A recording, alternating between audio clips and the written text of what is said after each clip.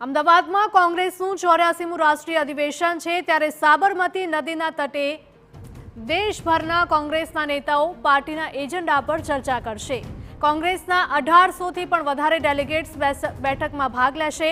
સીડબ્લ્યુસીની બેઠકમાં રજૂ થયેલા પ્રસ્તાવ ઉપર અધિવેશનમાં મહોર લાગશે। સંગઠન, આર્થિક, સામાજિક, રાજકીય સહિતના ઠરાવો પર મહોર લાગશે। જિલ્લા કોંગ્રેસ સમિતિઓને સશક્ત બનાવવા પર નિર્ણય લેવાઈ શકે। કોંગ્રેસના દિગ્ગજ નેતાઓ અને કાર્યકરો પાર્ટીના એજન્ડા પર ચર્ચા કરશે।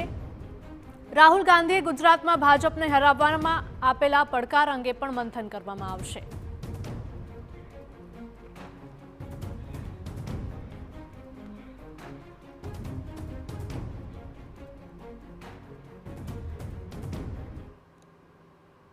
અમારા સંવાદદાતા નરેન્દ્ર રાઠોડ લાઈવ જોડાઈ ગયા છે વધુ અપડેટ સાથે। નરેન્દ્ર, જણાવશો કે જે પ્રકારની ચર્ચાઓ થઈ રહી છે અમદાવાદમાં કોંગ્રેસનું 84મું રાષ્ટ્રીય અધિવેશન છે તેને લઈને શું અપડેટ મળી રહ્યા છે, કેવી તૈયારી?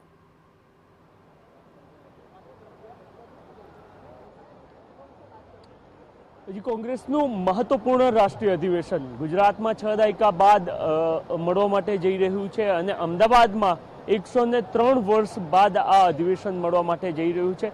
તમામ તૈયારીઓ થઈ ચૂકી છે અને ગઈકાલથી જે પ્રકારે કોંગ્રેસ દ્વારા વારંવાર વાત કરવામાં આવી રહી છે કે આ જે સમગ્ર અધિવેશન છે એને ન્યાયપથ નામ આપવામાં આવ્યું છે। સંકલ્પ, સમર્પણ અને સંઘર્ષની વાત કોંગ્રેસના આ મંચ પરથી કરવામાં આવશે। આ સિવાય બીજી મહત્વની બાબત એ પણ છે કે ગઈકાલે સરદાર પટેલ પર એક મહત્વપૂર્ણ ઠરાવ કરવામાં આવ્યો હતો અને એ ઠરાવના સંદર્ભની અંદર પણ અહીંયા અનુમોદન કેટલાક બાબતોને આપવામાં આવે એ પ્રકારની શક્યતાઓ જોવામાં આવી રહી છે।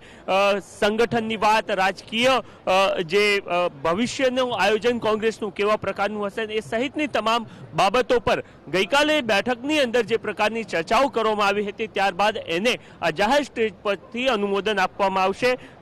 પૂર્વ રાષ્ટ્રીય પ્રવક્તા આપણી સાથે છે શોભા ઓઝાજી, अपनी साथ बातचीत करिए कि तो शू कही रही है। मैडम, साबरमती तट पे ये मिलने के लिए जा रहा है, कल कुछ रिजोल्यूशन पास हुए और सरदार पटेल को लेकर गुजरात में चिंता की गई है। क्यों कांग्रेस को लग रहा है कि उनकी जो राजकीय वसीयत है उनका दुरुपयोग हो रहा है और दूसरे लोग उसका यूज कर रहे हैं? देखिए, भारतीय जनता पार्टी जिस तरह से झूठ फैलाती है, इतिहास को बदलने की कोशिश कर रही है, संविधान को बदलने की कोशिश कर रही, बहुत ही चिंतनीय है और निंदनीय है। जहाँ तक कांग्रेस पार्टी का सवाल है, ये अधिवेशन बहुत मायने रखता है। आज साबरमती के तट पर ये सम्मेलन हो रहा है। हम गुजरात के मसीहा ही नहीं, पूरे हिंदुस्तान के मसीहा गांधी जी और सरदार पटेल जी को की विचारधारा को लेकर और उसको सुदृढ़ बना के उसको और सशक्त बनाकर हम आगे बढ़ना चाहते हैं।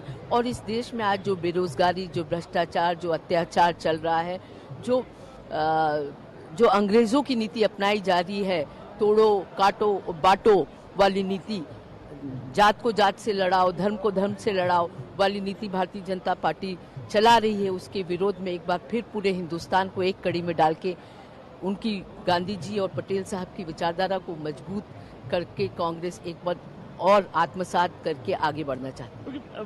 मैडम, आगे भी बात हुई थी इलेक्शन मैनेजमेंट कमेटी बनाने की या फिर संगठन में कुछ बदलाव किए जाए उसको लेकर, क्या